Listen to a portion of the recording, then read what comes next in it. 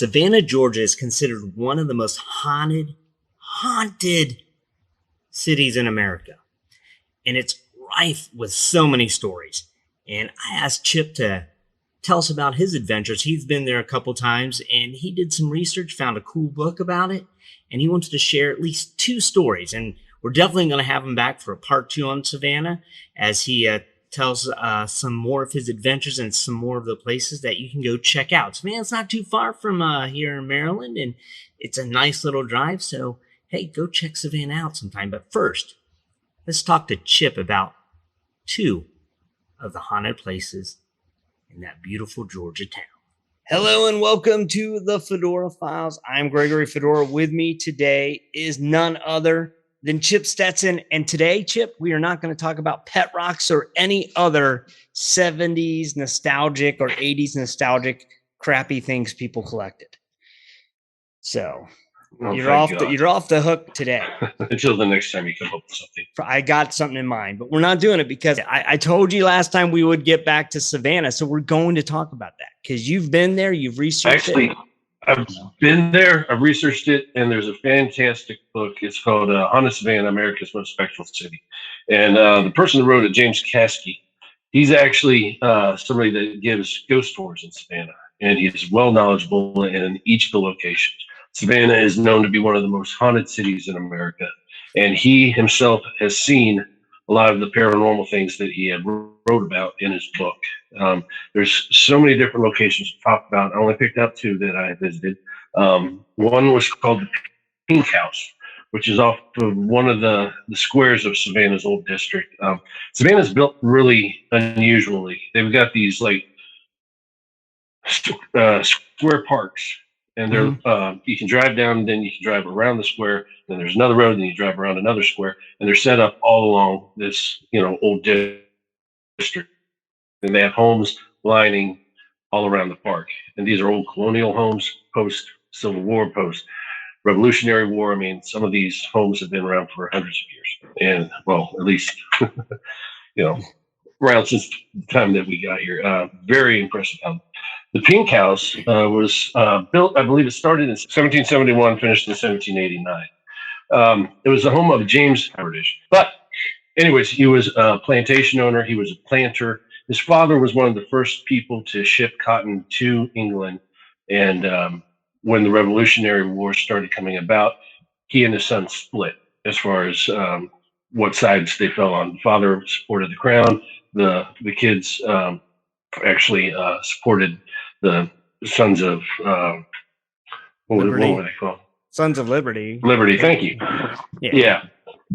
Now, James' older brother, I think his name was William, he was more popular because he actually went into the mayor's house or office house and arrested him on the spot, the most powerful man in Georgia, and he put his hand on his shoulder and said, "You're under arrest." And he's known in history for that. But his brother James Jr., James Haverdish Jr., he actually had more to do with financing the war.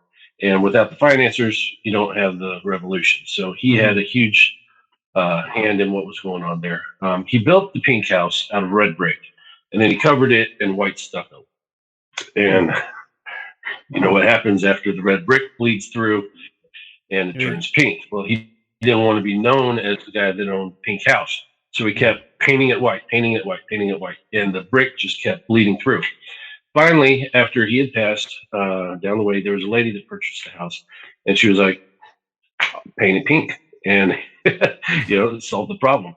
So they've turned it into a restaurant and a dining hall or a room and a bar, tavern, whatever you want to call it. It's fine dining. And they have a first floor and a second floor. The second floor is known to be haunted, but not as much as the first floor. Now, this house has what you would call kind of more poltergeist activity, mischievous spirit. The second floor is, like I said, it's not nearly as haunted. Every once in a while, you'll see an apparition. One lady said that she saw a young African-American woman with her hair up in period clothing, looking meek and demure, backing into a room. And when she went in to see if she could help her with something, she wasn't there. Just little things like that. Another person saw a purple orb floating all over the room, and then it just, vanished. and they have no explanation as to what it is. Now, there is a little boy that they say haunts the first floor. He's a little 8-year-old boy, and there's little things like one of the things that the author of the book that I read said that he saw. He was talking with one of the bartenders there, and it's known that the wine bottles tend to fly out of the casing and just shoot across the room or fall on the floor, hit a bartender. And while he was talking to one of the bartenders, one of the bottles flew out. She just caught it, set it down, and just kept talking to him. And he's like, "What? That didn't unsettle you?" She goes, "Oh, this happens all the time." You know, another time, there was a lady. She went in and she blew out all the candles on all the tables, and then she left the room, came back in, and all the candles were lit again. And she was thinking, well, maybe I didn't blow them out, and I didn't remember. But then she saw the smoke rising from where she blew out the candles originally, so she knew that she had. So she was like, "Yeah, if they want them, if they want the candles lit, I'll leave them lit." And she just left them at that. Another lady was trying to pull a tablecloth off of a table to clean it, and as she was pulling it, something started pulling on the other end, and there was nothing there. And she kept pulling and pulling. She got into this tug of war. Finally, she was like, "I'm done," and she walked out and quit. So, just little things like that. They're not dangerous, but they can be unnerving. So, it's one of the more popular homes and haunts of Savannah. But Now, they the other place. you said they all seem to stay on the first floor though, and for the most part. Well, for the most part, it's more haunted on the first floor. The second floor are more little like I said, they saw an apparition of a young woman, and the blue orb or the purple orb, but that's not as active as the first floor. And it might be because I don't know, but it might be because there's more activity on the first floor. That's where most of the restaurant is. I mean, it's more like the overflow up top for parties, banquets, things like that.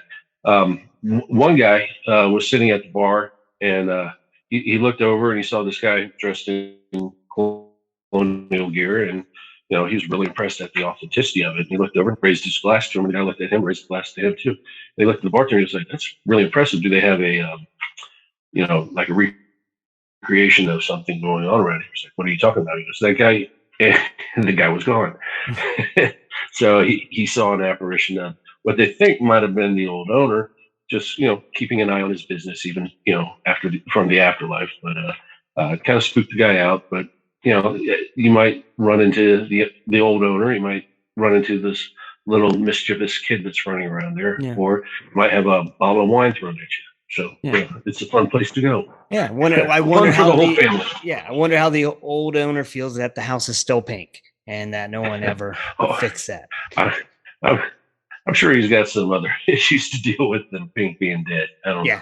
Yeah, true. I also wonder if they're just lazy. That's why they don't go up to the second floor. Lazy ghosts. Yeah. Well, they don't have umbrella or elevators or anything like that. So I mean, I can understand. So you had a second place you want to tell us about? Yeah, the other place was called the Moon River City Brewery, and Moon River Brewery Company. It's a very old home, or not home, building. It used to be a hotel.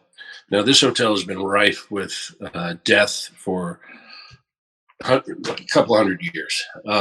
In fact, they're one of the most famous deaths that took place there, which, like I said, used to be a hotel. There was a gentleman, his name was Dr. Minus, and then there was a gentleman named Dr. Stark, or Mr. Stark. And they both were in the same Army regiment together. And we don't know where they started hating each other. It could have been while they were in the same regiment, or it could have been afterwards. But for some reason, they just didn't like each other. And back then, you were able to challenge people to duels. So there was a strict adherence to the rule of dueling. And one of the rules was if you were to challenge somebody, you had to put it in writing, and then you'd have a second deliver it to the other person's second, which is their best friend, and challenge them to a duel while stating what the reason is. You could post it around town, you could put it in the newspapers, and then the other person would either accept the duel or apologize. Now, one of the rules of this was you had to have at least 24 hours after receiving the offer for the duel. And once Dr. Minus felt that his reputation had been besmirched, sent a duel request to Mr. Stark, and he said, "All right, I'll fight you this afternoon at 5." And what they had to do was go across the river to South Carolina. They couldn't fight in Savannah. It was against the law, even though there is a book called The Guide to, or the Savannah Guide to Duels and Duelists from 1776 on. Anyways, and the person that was being challenged got to choose what weapons were used, and he chose rifles. Well, Dr. Minor said, "I can't do it that soon. My rifle's in the Smiths." So he goes, "Well, be there, or you're a coward." So Mr. Stark and his second went across the river. Nobody was there because he didn't have a weapon. They just started firing in the air, went back into the town, and claimed to be victorious, and that Dr. Minus was a coward and loser, whatever. So word got back to Minus about all this. So he went to the hotel and he started calling him out. Word got back to Mr. Stark, and he showed up at the hotel, and he's standing at the top, and Dr. Minus stands up and he says, "You, sir, are a coward." And the guy got mad, reached into his pocket, or he put his hand in his pocket, and Dr. Minus thought he was going for a gun. So he pulled out his pistol and shot him dead. And when they searched his body, there wasn't a weapon. So it might have just was putting his hand in his pocket just for, I don't know, something that they did at that time. Well, Dr. Minus ended up getting acquitted of murder because everybody was there. Everybody knew the story. But that's the most famous death that took place there. Now, right now, back in the night, it'd been a hotel for a long time until the end of the Civil War. And then it was used for storage, like lumber, coffee, barrels of stuff. I don't know. It was run down. Finally, was dilapidated to the point where nobody would use it. It was boarded up. It's beautiful architecture. Then the 1990s come around, and the company decided they wanted to renovate it and turn it into a restaurant, a tavern, and a brewery. Mm-hmm. While they were renovating, after they did the first floor, they started going to the second floor. Well, the workers started getting freaked out and having problems and issues while renovating.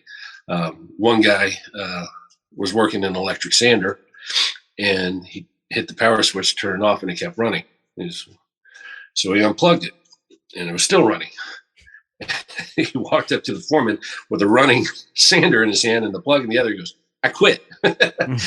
And he just walked away from that. There was so many problems that one of the foremen there made up a story saying that the ghost is Mrs. Johnson. She was a slave that was working at the hotel, and she was wrongly murdered. And he was doing this to just, I don't know, get under the worker's skin, just make fun of him.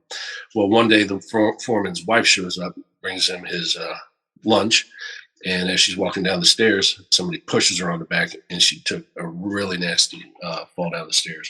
And after that, the foreman quit and never been back. So, did his wife survive? Oh yeah, she survived, but it was too dangerous for him to stick around. Yeah. Right now, to this day, the second floor, third floor, and higher, haven't been renovated. Nobody will go up there. It's just they kept having people quit. It was just not worth it. So right now, while it's like 3 or 4 story tall building, only the first floor is renovated, and that's where a lot of not a lot of stuff happens. But they give ghost tours on the unfinished floors, like second, third, and fourth. And there's been a lot of people that have said that they've seen apparitions. There was this one mother-daughter couple that were going on the ghost tour. It was an adult daughter. And the mother didn't drink, the daughter didn't drink, but they were really excited about visiting the unfinished floors of the Moon River Brewery because they'd seen it on all these different television shows.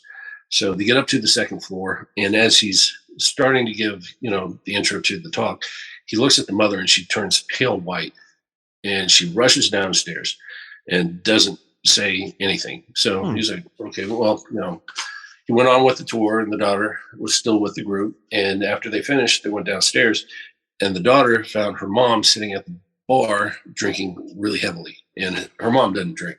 Mm-hmm. So it was like, what happened? And she was like, while we were in the group, I saw this black figure, this lady with a sinister look, and she was like making her way through the group, and she was working her way towards me, and I couldn't stay, so I left. Which I can understand her running away, but she left her daughter. Yeah. That Thanks, doesn't Mom. say much. Yeah. So, I mean, that's just one of the things. There's another one where this guy was on a tour, and he, proudly announced, I don't believe in ghosts. I don't believe in any of this, but, my wife does, so I'm here. Let's get on with it. Well, after the tour, they were finishing up. They're walking down the stairs.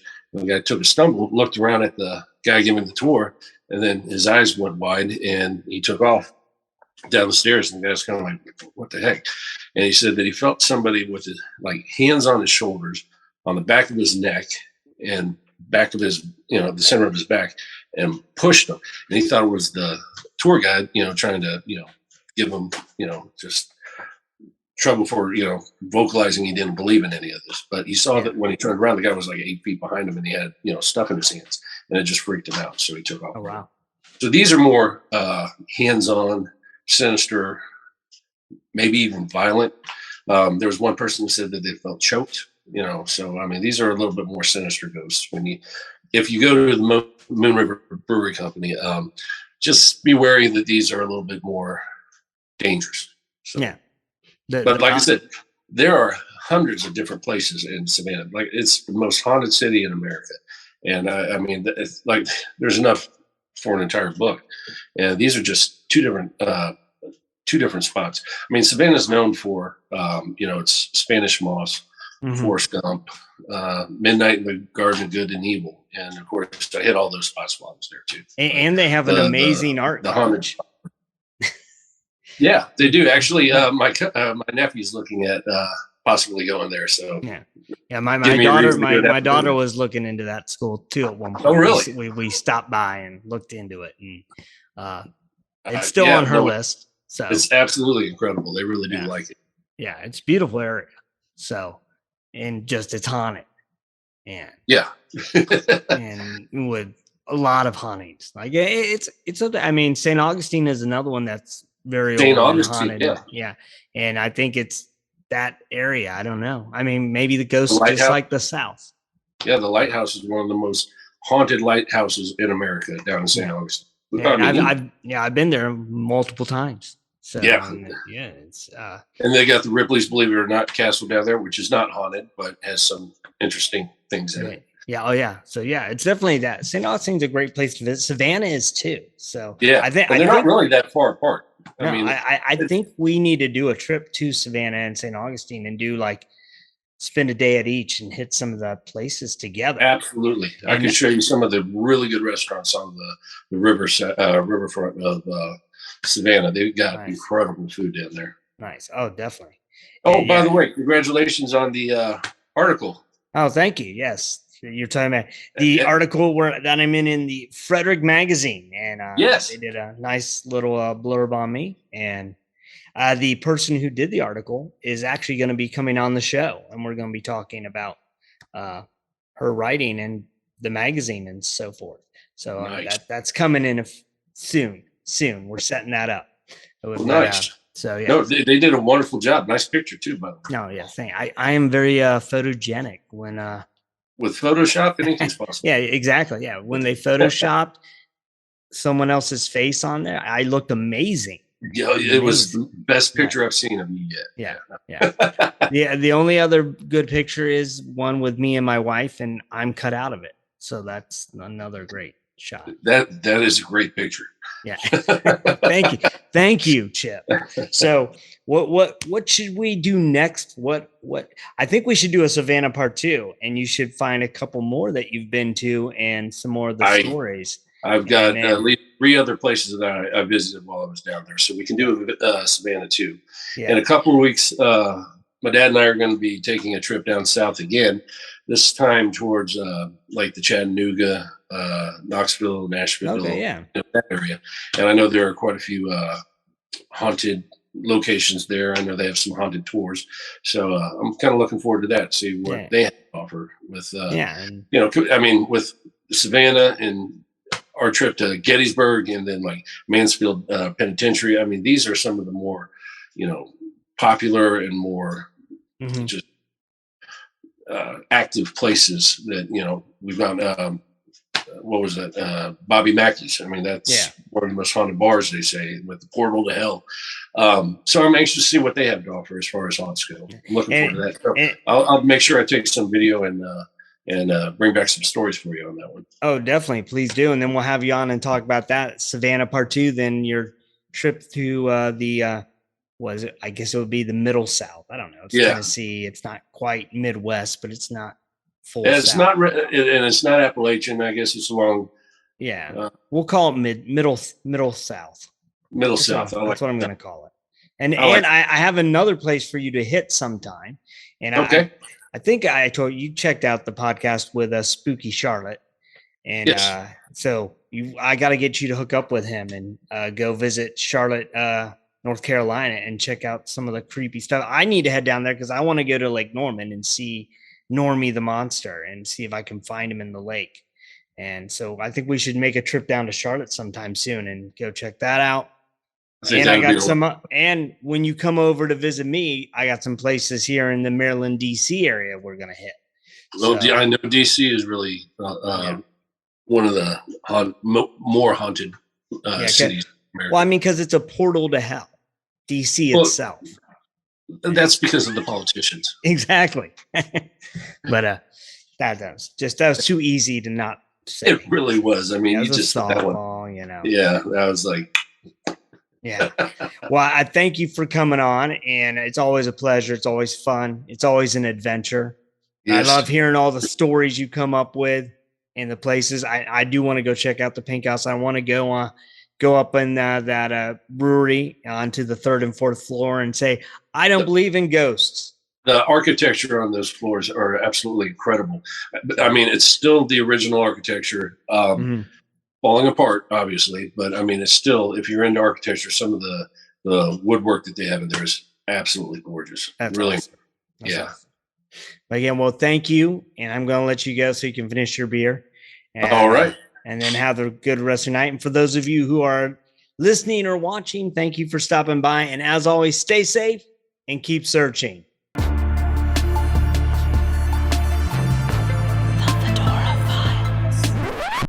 Check out FedoraCRT.com today.